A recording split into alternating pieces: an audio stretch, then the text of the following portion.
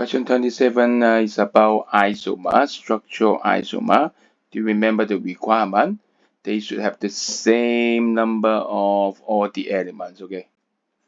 Yes, every element inside the molecular formula, add them together, should have the same number. So you can look at them, okay? Which one does not have the same number of elements? One missing one hydrogen, right? CH2 and it's just CH6, so it is not isomer. Actually, if it is CH2 here, it is an isomer. It's just the position of the Br is different. We call it a position isomer. There are three kinds of isomer, structural isomer. It is them out here. Well, for two, the same number of elements, just different branching, right? They have a branch here, is a straight here. So we call it chain isomer. Different chain, one chain or have a branch, two changes. This one, functional group is this one, right?